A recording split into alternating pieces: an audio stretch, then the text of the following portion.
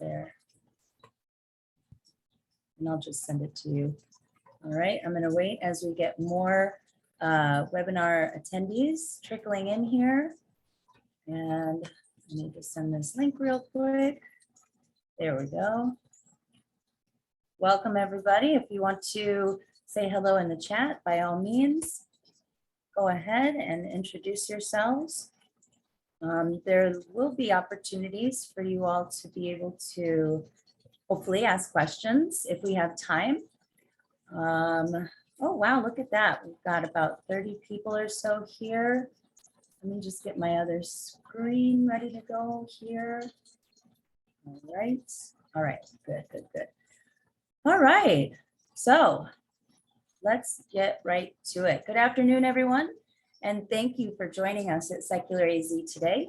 We are a 501c3 organization focused on protecting the Constitution and the separation of church and state for over a decade. We have had some great programming this year, including a series of school board candidate forums that happen Wednesday evenings at 6 o'clock.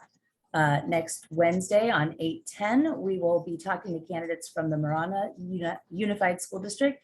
And the following week on 8/17, we'll be speaking with candidates from Dysart. I'm researching school board races today, and so we'll have more to come. On Fridays, we give legislative updates, but since the session has ended, we've been discussing current events and how they relate to the separation of church and state, as well as discussions about candidates for various offices who value the idea of secular government. A few other things, we also have some t-shirts for sale. We have this I Read Banned Books shirt.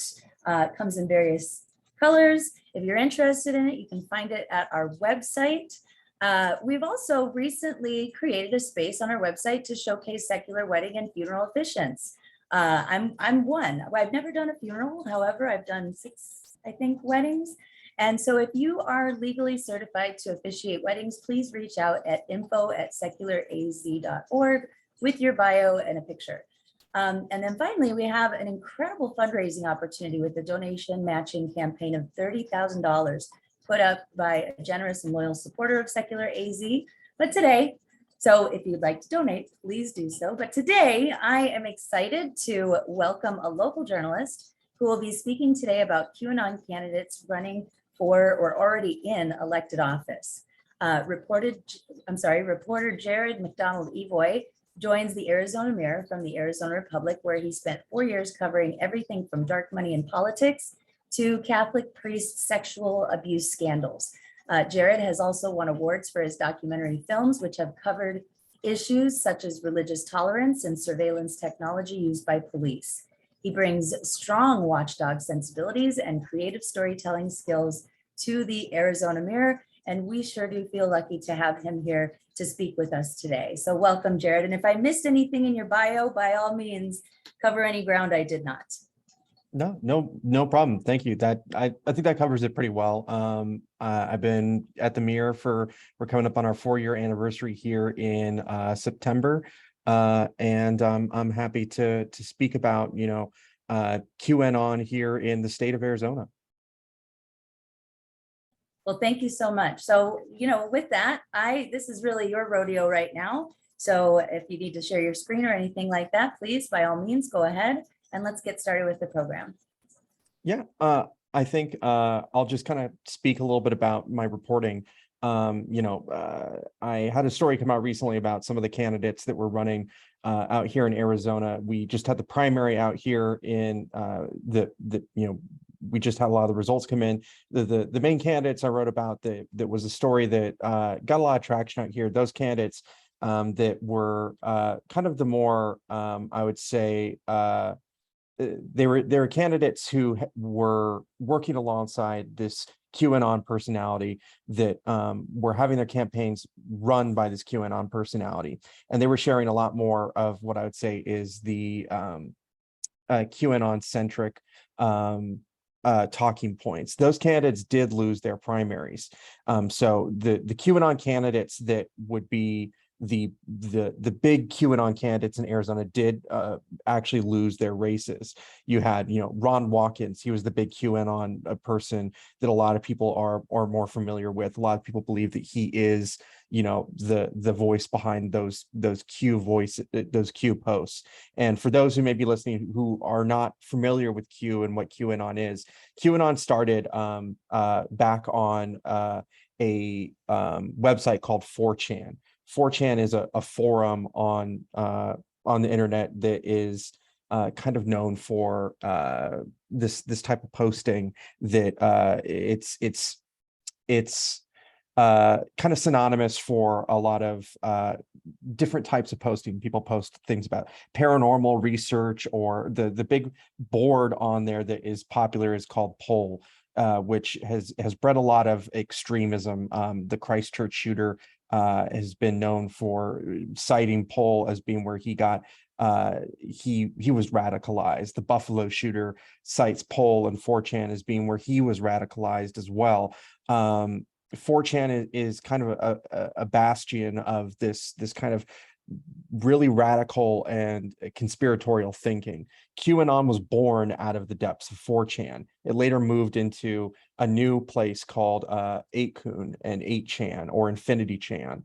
QAnon was birthed out of this area of the internet and moved to these other areas of the internet due to the creator of 4chan, eventually Frederick Brennan, he broke away from the people who eventually took over the 4chan boards, and were part of the 4chan boards, Jim Watkins and Ron Watkins. They ended up creating this 8chan, which is now where QAnon really lives nowadays.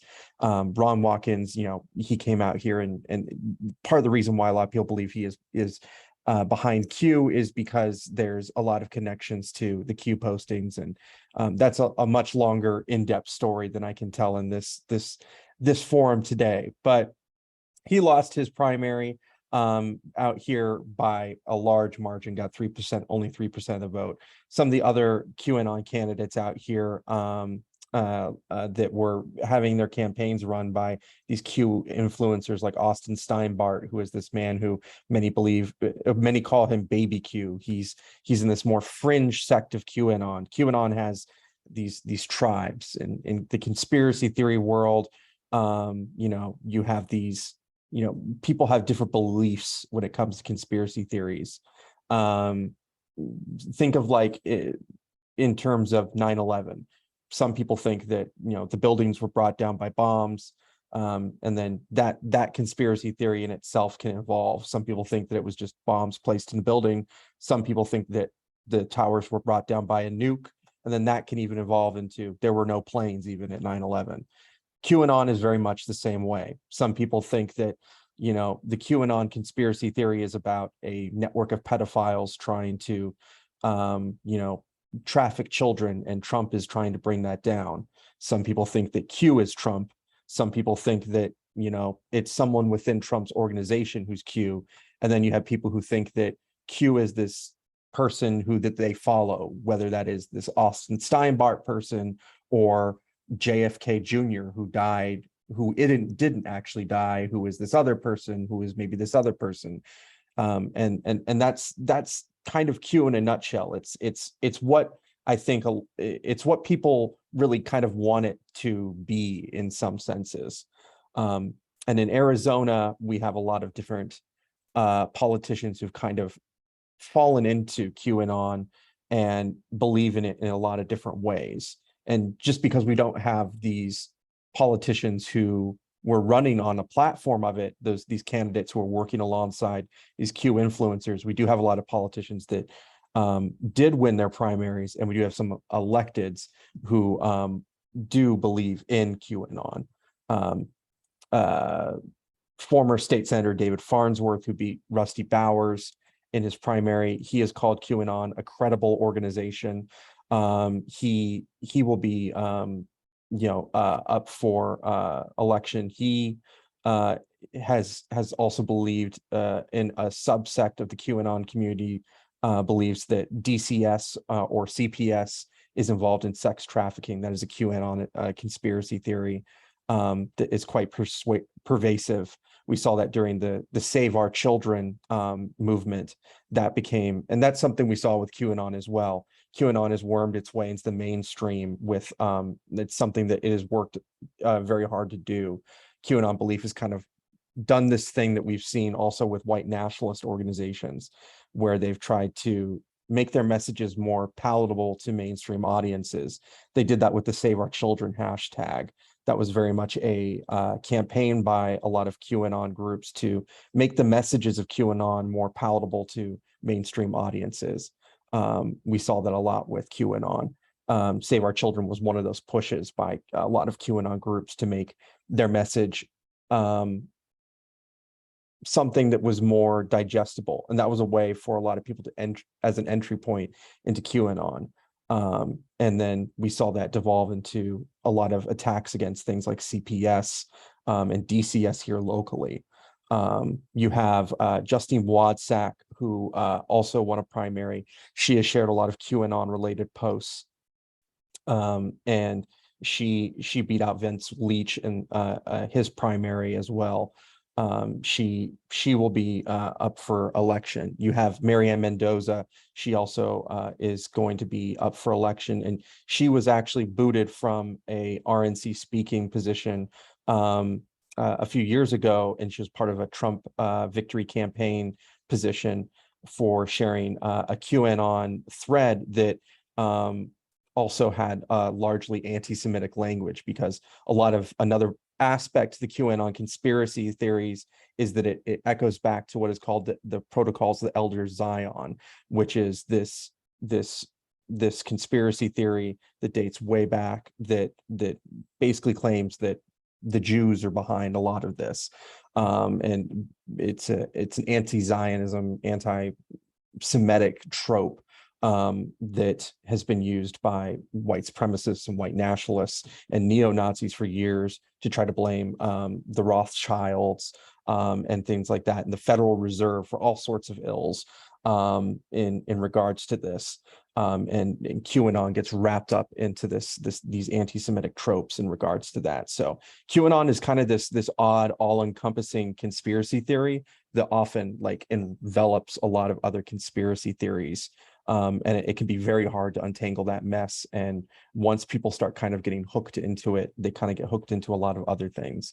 And that's kind of one of the interesting things that I found when researching it, and people who start kind of falling into that hole that is QAnon.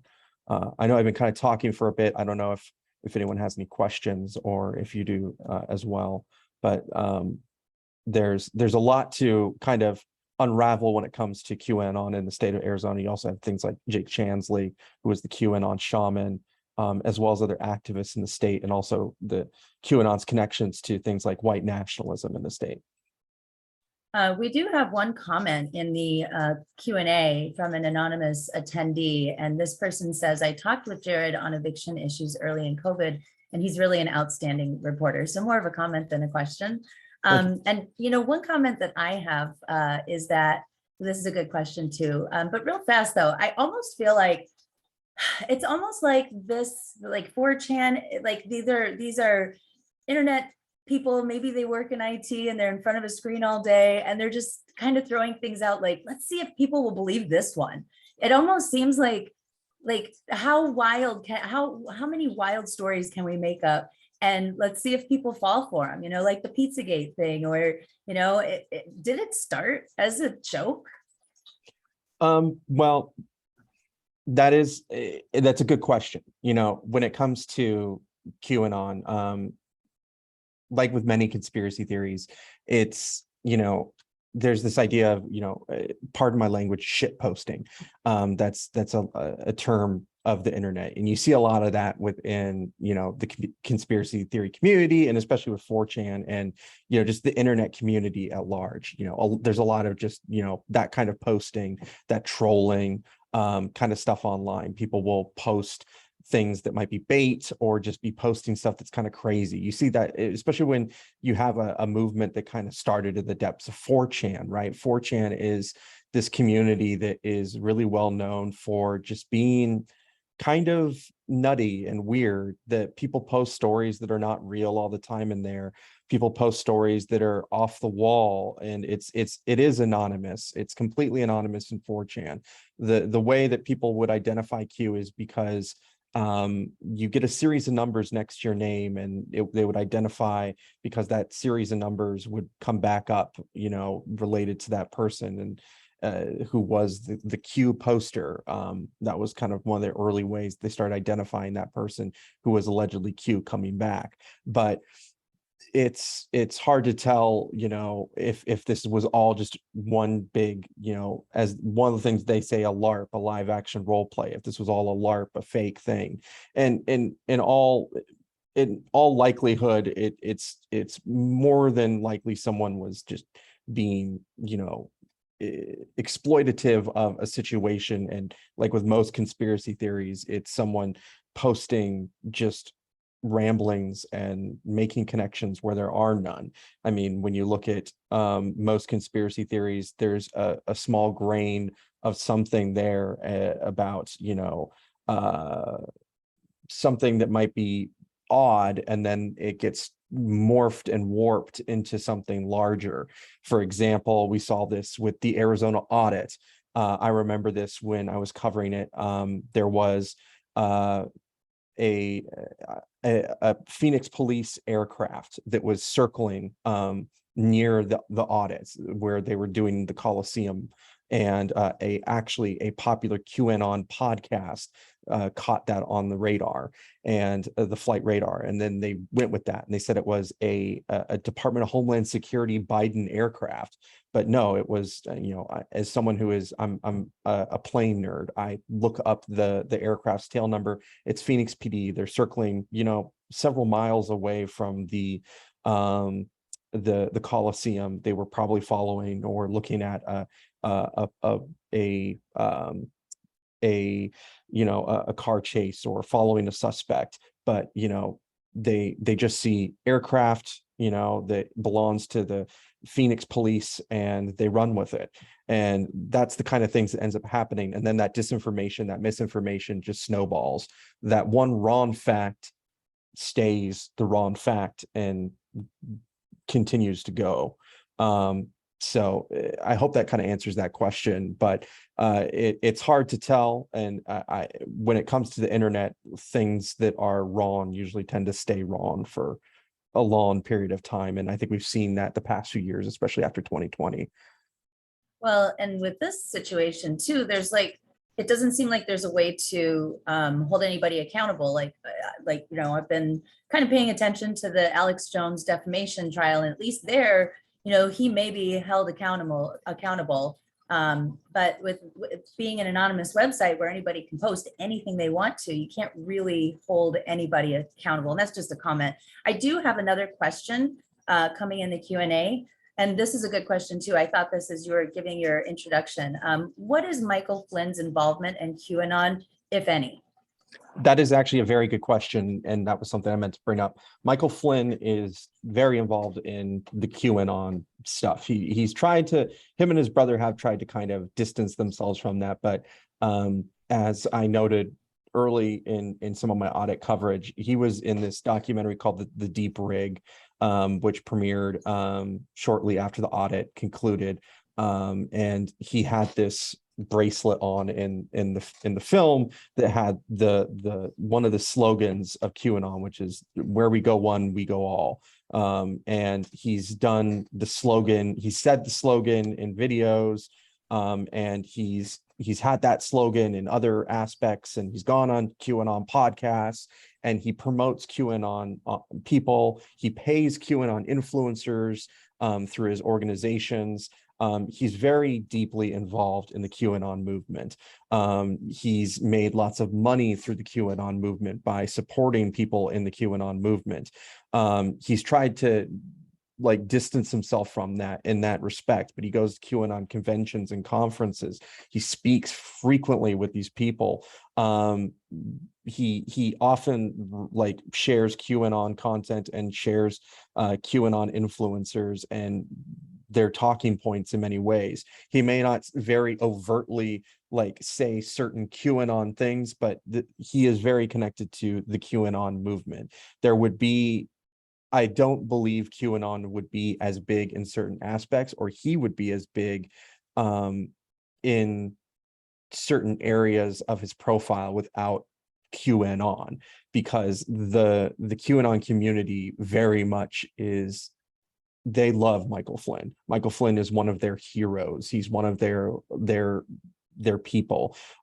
He, when you hear the terms like digital soldier and things like that, which is a QAnon term that they like to use, they talk about being digital soldiers because they're about, it's one of the things that they do. They talk about being digital soldiers on this front, where they have to do the research and find the evidence and of the nefarious things happening. They have to go and do this research and post it with their friends on 4chan and on their forums and on 8kun and look for this stuff. That you see that talk a lot on Michael Flynn channels, and Michael Flynn will talk about that a lot. He talks about his digital soldiers. He's very much ingrained in the QAnon community and culture. We have some really, really good questions coming in here. So this one comes from Susan, and she asks, can you talk about Q and its relationship to religion, especially Christianity? Yeah, that's a good one. It's kind of complicated and interesting, because there are some within the Q community who are very who feel that it's so QAnon and Christianity is very much tied. It's very much tied. There's a lot of because when it comes to QAnon, one of the main beliefs is that there's this satanic cabal that is trying to bring down Trump, and there's this satanic cabal is sacrificing children, and they're trafficking children, and they're doing all sorts of other nefarious things, like they're taking blood from children and using it to make themselves youthful, or there's many layers to the satanic things that they claim. There's a lot of Satanism involved into a lot of the things they talk about. They're really into the symbolism of Satanism and numerology. That's a really big thing in QAnon. But then there's also like a subsect of QAnon that is very against like that part of the community. They think that there's like almost like an atheist type QAnon sect, but that's a very small sect of QAnon that doesn't believe that religion should be a part of QAnon, and that it's just about, being, learning a truth, and that it should be a non-theistic thing. It's about achieving a higher consciousness.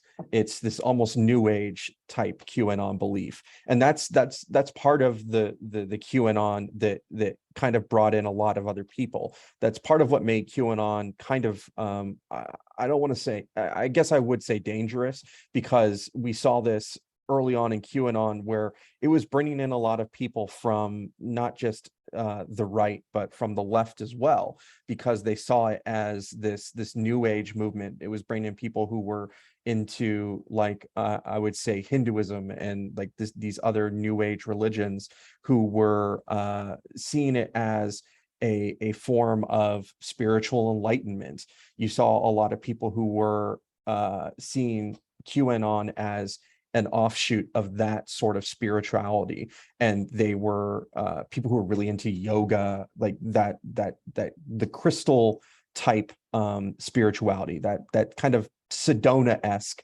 spirituality. If you've been to that part of the state, those types of people were really getting into QAnon. And so you have that kind of subsect of QAnon, and then you have the very Christian subsect of QAnon. So you have the subsect of QAnon that's very into the spirituality sense, who also believe that there's aliens involved in QAnon, and it's like this transcending to a higher level or other dimensions. And then you have it's God, and Christianity and we need to defeat the demons side of QAnon. So it's this interesting dichotomy in that sense. But then there's also a whole lot of others in between there. And that's the really interesting thing that I found as an observer and a reporter when diving into QAnon on that sense. But I would say that the main portion that I've dealt with personally here in Arizona has been the Christian subsect of QAnon out here that believes that no, this is a righteous Christian godly cause, and we are defeating the demons that are these satanic worshipers who are, sacrificing babies. Yeah, I've seen a few, either elected officials or candidates that are essentially calling for a holy war, whether or not they subscribe to the Q ideology or conspiracy theories, I'm not really sure, but I see that come up a lot. And of course, our organization is oftentimes referred to as a Satanist organization. I have another question here. Again, these are great questions. This one comes from another anonymous attendee. Is there any reason to believe that foreign interference is involved in QAnon in an attempt to undermine the public faith in elections? I'm not sure. I think that's a question that would probably be better suited to someone that is maybe in a Department of Homeland Security setting. I mean, as a journalist, that's something I'm not entirely sure of. I know that there have been some reports, some about, foreign interference in our elections and things of that nature. But it's hard to tell. There are lots of bots and things like that. But I do think at this point, from what I've been seeing, it's a lot of regular people that I'm seeing. It seems like a lot of organic, normal people. I mean, I go to the rallies and I go to the events, and these are normal Arizonans and normal people who are saying these things. These are actual people that are on Facebook that I can find their profiles, and these are normal people on Gab, and these are people, I mean, I can connect usually their profiles. These are people that I'm usually seeing that are actually saying a lot of these things. I mean, you can't always discount that there is some interference. You can't always discount that nowadays. We do know historically that is something that happens, and you can't discount that there is some nefarious going on that they could be doing. A Russia or a China could be trying to do something like that to sow those seeds of discourse amongst the general population. But it's hard to tell. That is something that is really hard to tell, and that I don't know if that's something that I am qualified to give a good appropriate answer on. Well, yeah, and the second part of their question was maybe not that they started it, but that they just exploit it. And I think that we can see probably that is some, if you're China or Russia and you want to undermine our election integrity, then that could be one way to do it. Here's another one from another anonymous attendee. This one says, while the QAnon and Pizzagate conspiracies are taking advantage of people's fears about their children, some ask about Jeffrey Epstein and Ghislaine Maxwell and why their client lists haven't been made public. Does the obvious absurdity of QAnon give cover to some in power who may be minimizing their affiliation with Epstein and Maxwell? Good question. I think that is a good question. And I think that that is something that as a reporter, it can be, it can be hard to try to toe that line, right? Of, because the Epstein and Maxwell case is a good, the Epstein and Maxwell case, there's a lot there. And it's been interesting as a reporter to watch that, because there's a lot of really bad things that happen there. And there's a lot of complicated nuance to report on there. Maxwell, like that client list, is something that I think that there is more to be reported on.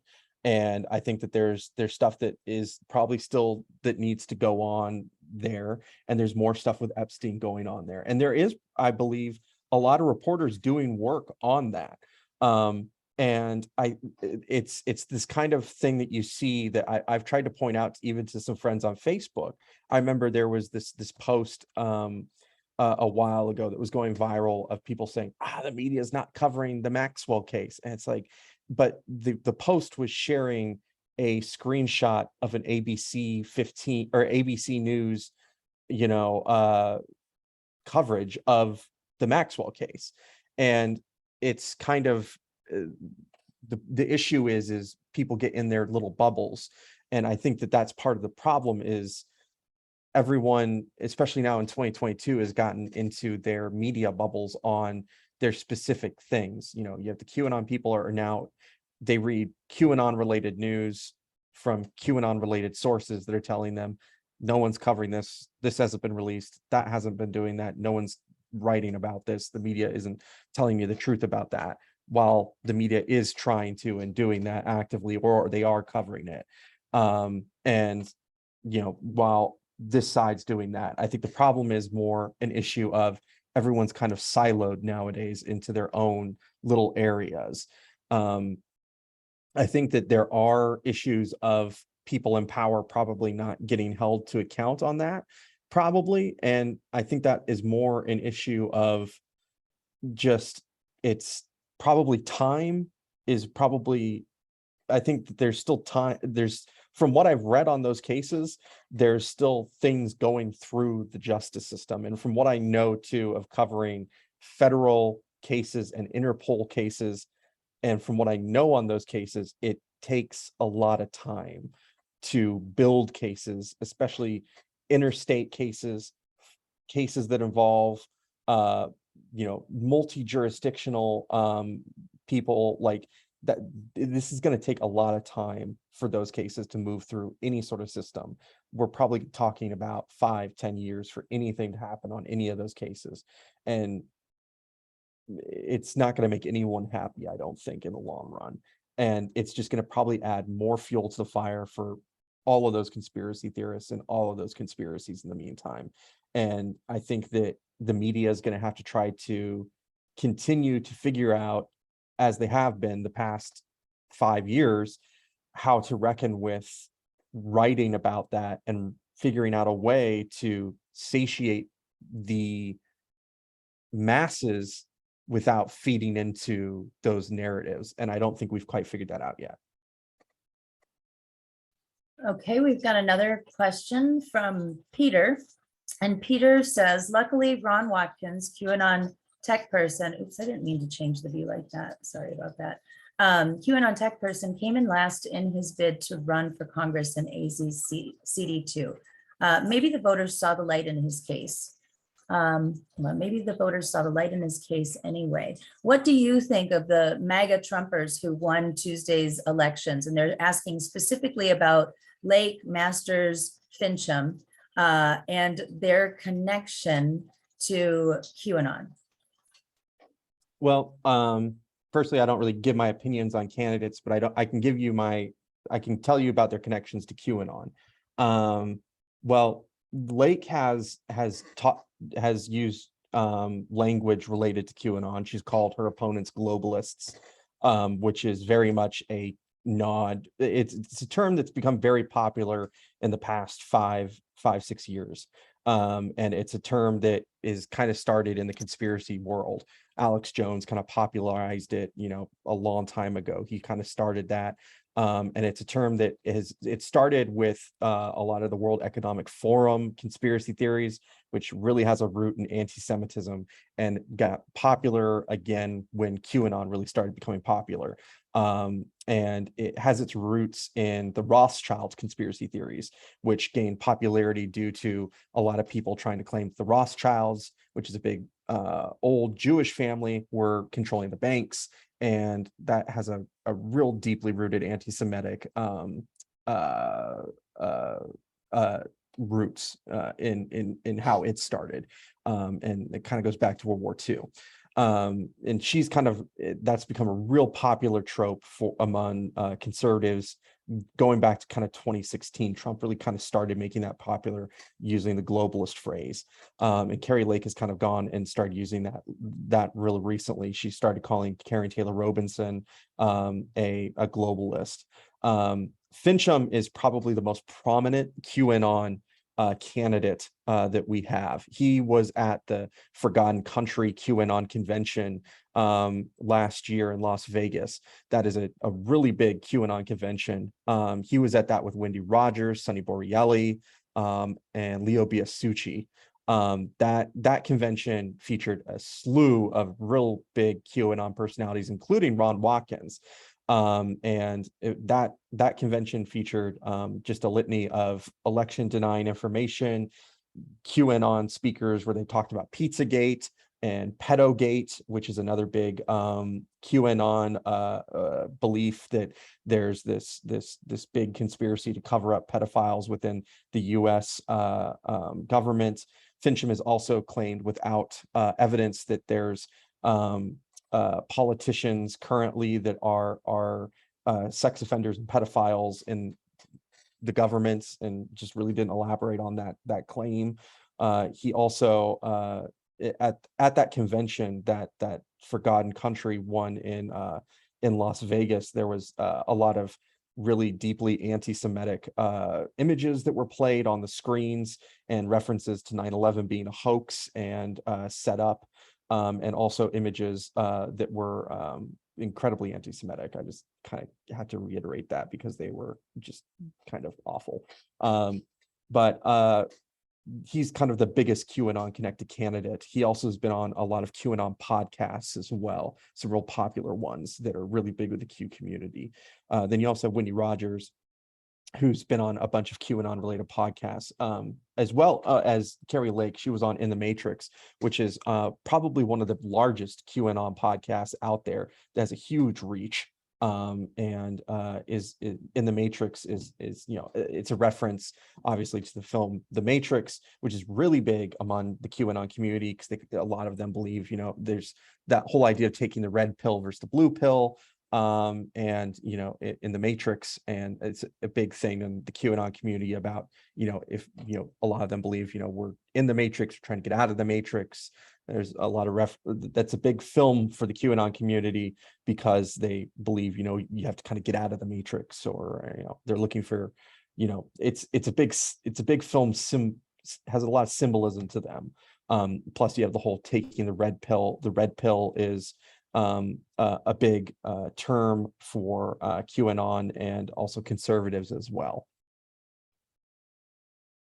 And through that answer, you've answered another one. Rick had a question that was talking specifically about red pilling or taking the red pill. So there's a comment in here that I want to acknowledge from Judith, and this is fair. She says, let's be sure to distinguish between the different strands of Christianity. Mainstream Christians who are not right-wing fundamentalists are not associated with QAnon. Absolutely. And really, when we talk about this, it's really more the white Christian nationalist movement. And I don't remember which organization it was, but they even said that a lot of these folks who consider themselves Christian nationalists don't even attend church. So I agree with you, and thank you for that, Judith.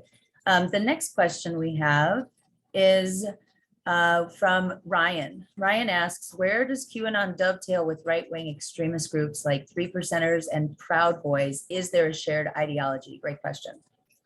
Yeah, it's interesting. When it comes to 3%ers and Proud Boys, there is a crossover. You'll see a lot of them, especially during like I said earlier, the Save Our Children.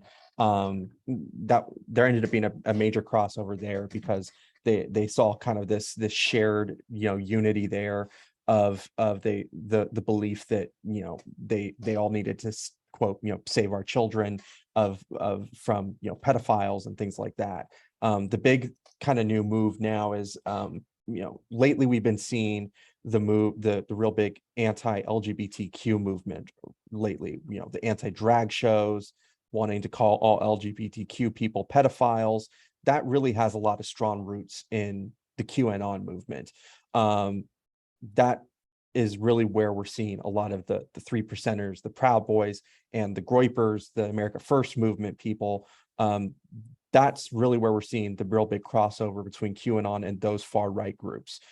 Prior to that, a lot of those groups really didn't see themselves associating with QAnon. There was a lot of kind of division there, but there's really been a lot more of this crossover between those groups because it's they've kind of aligned more now in their goals of being anti-LGBTQ, saving the children, and kind of aligning that worldview of kind of normalizing this idea of we're saving children from this belief that teachers and pedophiles, alleged pedophiles, are coming for the children, and so we have to all save them. And so the Proud Boys and the Three Percenters and Oath Keepers and these other far right groups have now kind of started adopting this QAnon ideology, and QAnon groups have started joining up with these groups as a way of finding a more active way of participating in IRL, as they would say, online in real life, what means of going out. I mean, we saw that also at January 6th. There was a lot of QAnon flags and people with QAnon patches who were also in militia gear who stormed the Capitol. We saw a lot of that on January 6th.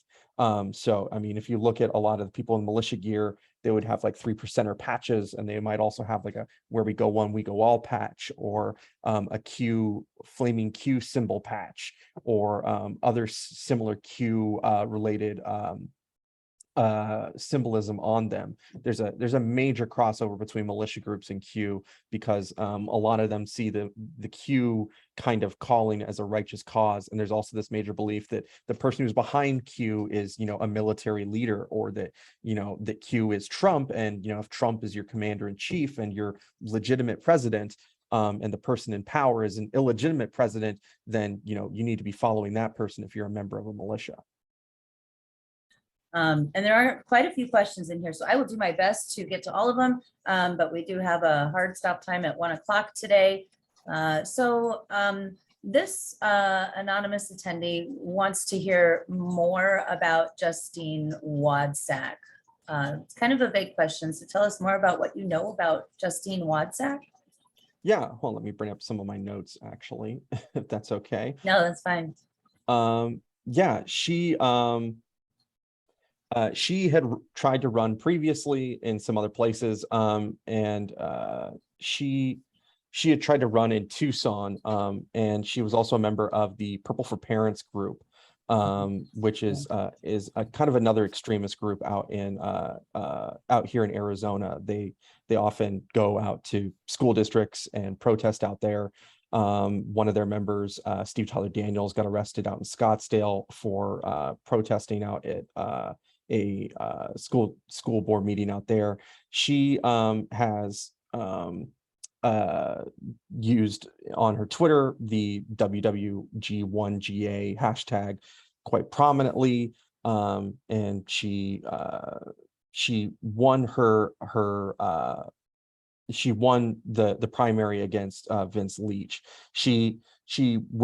Back when the Arizona Capitol Times tried to reach out to her about kind of her QAnon beliefs a few years ago, she actually threatened to send cease and desist to her and some other reporters who had tried to reach out about it, and said that it was, quote, bullshit, that reporters were doing this, and it was a smear that reporters were trying to connect Republicans to QAnon. But she had used this hashtag multiple times on her Twitter, and that's kind of what I know currently about her on the QAnon front there. But she's been connected to it by that way, and she's also connected to this other group, this Purple for Parents group, who members of that group have also shared and have been connected to other QAnon related people. And Mary wanted to point out, Mary's actually one of our board members. She wanted to point out that she only won by 1,848 votes with a 31% turnout in LD 17. So thanks for that, Mary. Let's see. I'm gonna click that one. All right. Is there any organized effort to go on the QAnon groups and challenge what's being said with facts? Is it hopeless to try to convert people back to reality?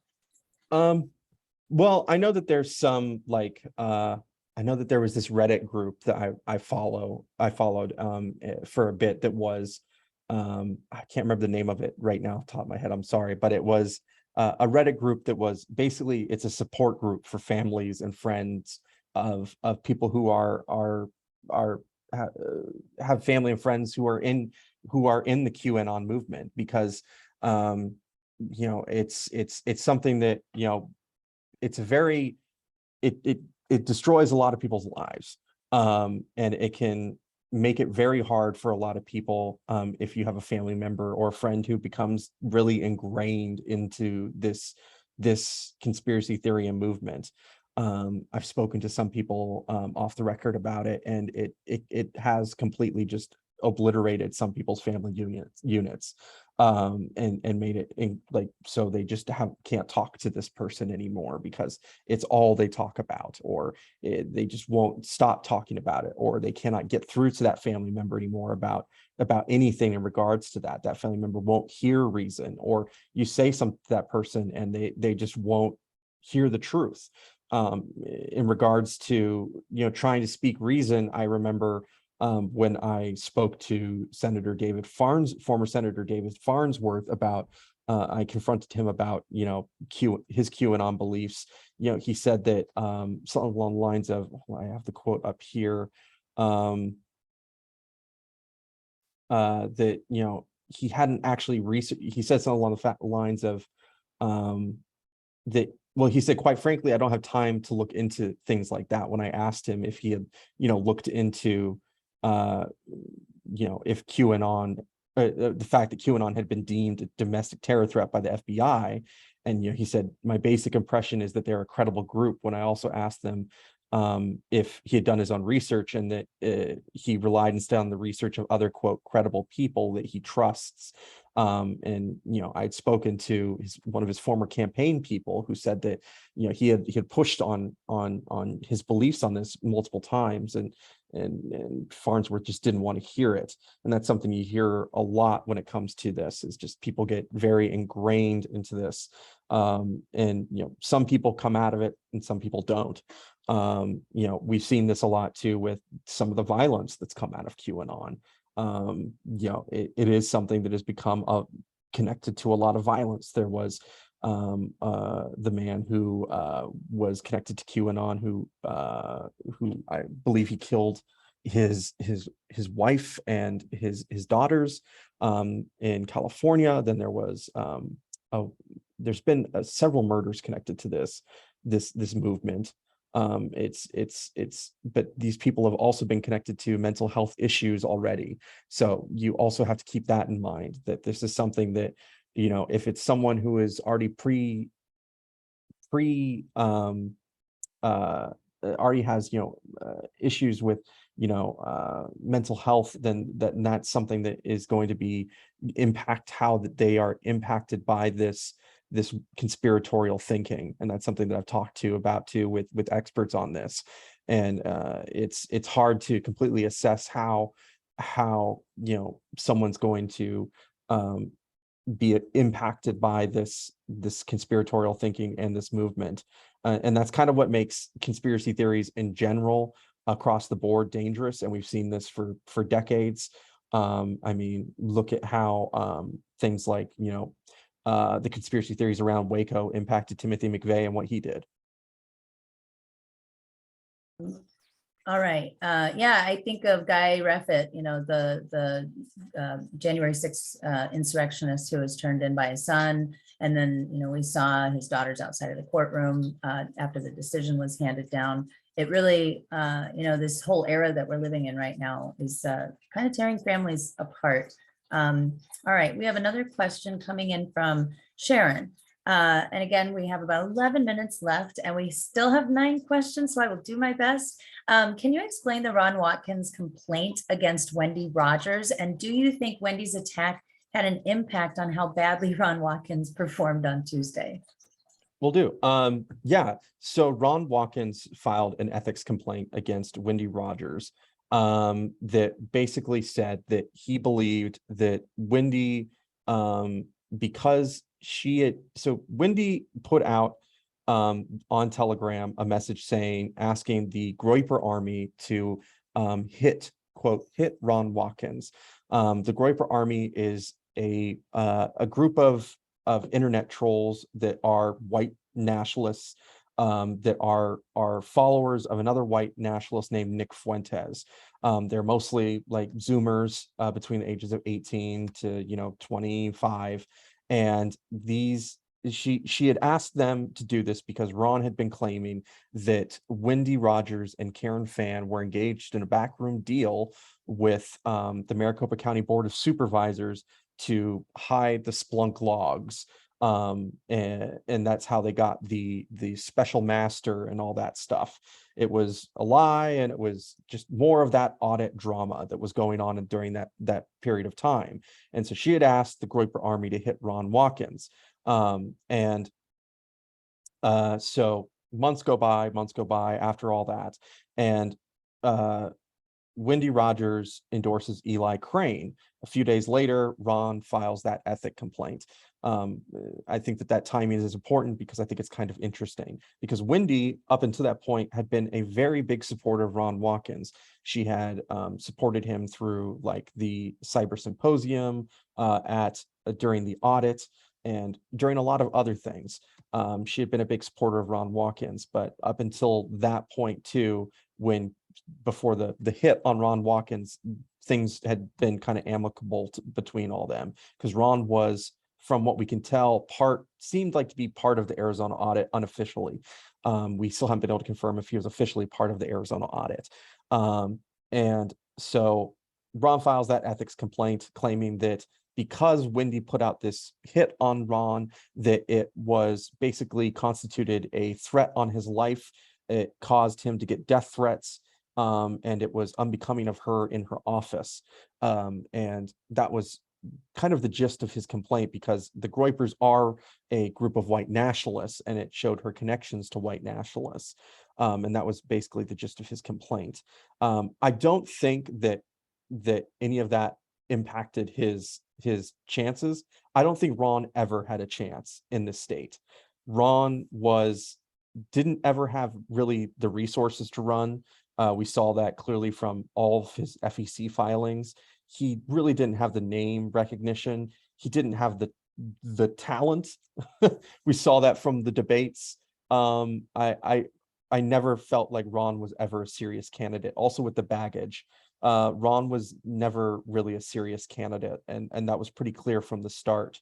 And there was always going to be issues with that campaign. And it was interesting to see that he was going to run in the state. And it was just something from a political reporter's standpoint, just a weird thing to see happen, that he chose the state to run in. And that campaign was interesting and plagued with issues from the start. Apparently in Arizona, as long as you have a cowboy hat, you can run for office, right? This one comes from Dawn. Interestingly enough, George H.W. Bush was a globalist who touted a new world order. What does QAnon think of he and his family's previous roles in globalism?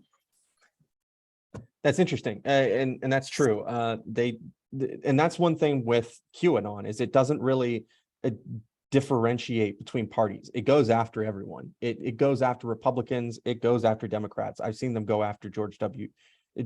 Bush, George H.W. Bush hard. I remember even before QAnon seeing, because I've been fascinated by conspiracy theories my whole life.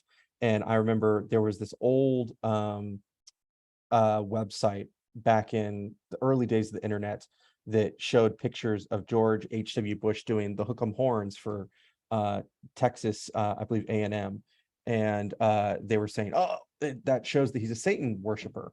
Well, I was looking at a QAnon message board just a few days ago, and that picture came back up again, showing proof that he's a Satanist and tying him to the QAnon conspiracy theories and sex trafficking of children and all that stuff. So when it comes to what party you are, QAnon does not differentiate. And if you ever say the word globalist, or if you've ever, gone to a World Economic Forum meeting, they will come after you. And some of them lately, if depending on this portion of QAnon, have been coming after Trump, actually. Like after he started with the vaccine, and after he got the vaccine and pushing for the vaccine, some of them came after Trump pretty hard, and they started believing, oh, maybe he's not Q, maybe Trump isn't Q. And that's when things started to split. Like after he lost the election, and certain, Q prophecies stopped becoming true, we saw a major split in the Q community. It was massive, and we still see that today. There's this portion of the Q community called -48, and he's this guy who it's actually a cult. It's a cult. -48, it's a cult. It's this guy who believes, Michael Protzman, who believes that JFK Jr. is Q, and he actually believes, he was saying at the Trump rally in Arizona the other day that Trump was actually JFK Jr., but he was wearing a Trump mask. And it's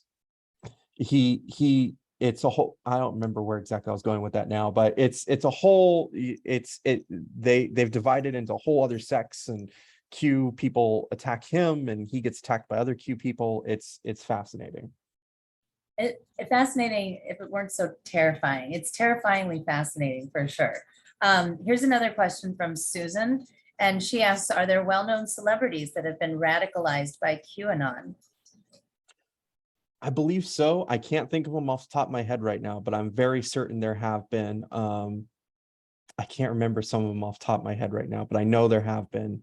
I'm more ingrained in the politician aspect of it, but I know there have been. I'm sorry, I can't think of the answer to that right now. I know there have been, though. No I problem. believe Demi Lovato or something might have shared some Q posts or something at some point. I believe there was a rapper too, who shared some at some point. I don't remember. And I believe there was also a few NBA players that got wrapped up in it as well. But I can't remember off the top of my head. I'm sorry. No worries. This one is coming from Katie. We have about 4 minutes left and 4 questions. So if we can, we'll try. The term documentary holds a certain amount of legitimacy, which I feel is exploited by believers of QAnon and other conspiracy theorists. As a documentary filmmaker, how do you handle the assumption that these documentaries are absolute truth? That's a very good question. Yeah, because they do. They make a lot of documentaries, and that's one of their bread and butter things that they do. There's a lot of them.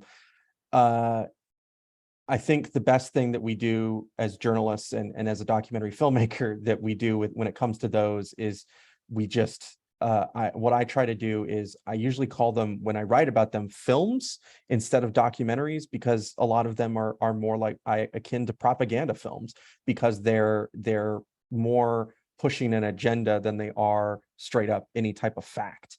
And that's how I look at them, because they're usually starting off with an assumption and then trying to prove that assumption without any other sort of counterpoint or point. And usually you can easily debunk most of the things that are in them. So I usually call them a film, or I put documentary in quote if I were to write about them. But that is a really interesting and tough question to answer, because they're not documentaries. They're more propaganda films or just films in general, because they consist of B-roll with interviews that are very scripted, and yeah, and that is one of their main ways of getting their messages across nowadays, is these highly edited, sophisticated films that they create. Yeah, with highly edited is the key phrase there. Has there been, this one's coming from Rick, has there been any overlap between QAnon and the GOP crusade against critical race theory? Yes, there has been some of that, actually. We saw that with Ron Watkins when he came down here. One of the big things that they've been doing, QAnon, is there's this group called Bonds for the Win, who believes that it's a QAnon belief that that elected officials, it also crosses over with sovereign citizen beliefs, that elected officials are actually like corporations or something akin to that, and that we can, as the people, get them unelected by suing them. And so they file all these worthless lawsuits, and Ron Watkins has been working with those groups. He was actually at the Scottsdale school board a few months ago trying to do that. And QAnon people are really into that. They file all these ridiculously litigious lawsuits and public records requests trying to get to replace their school board members, because they think that one of their also beliefs is now that critical race theory is a way to implement this new world order, or this new historical order. Like I said earlier, QAnon is very much this kind of all-encompassing conspiracy nowadays. It's kind of amorphous. Okay, so for the following, or for the people who put questions in, I'm going to go ahead and put them in our Facebook chat. And if you have time, Jerod, and you can answer them, but the questions that came in, are QAnon supporters only Republicans or are they Democrats? So if you, like I said, if you can comment on this at a later time, that would be wonderful. And then there's a question regarding a connection to QAnon and the conspirators who plotted to kidnap Governor Whitmer in Michigan. So I'll just put that out there. And if you're able to answer those questions, that would be fantastic. Mary did add some of the pro-Trump celebrities, but I don't know if they're pro-QAnon as well and conspiracy theorists. So with that, it is 1:01. So I've gone over time. Jerod, I just want to say thank you so much for joining us. I know that I learned a lot, and I'm sure everybody else did too. And we'll have you back anytime. Thank you so much for having me. Thanks, Jerod. All right, everybody, have a great weekend and stay safe out there, folks. Bye-bye. Bye.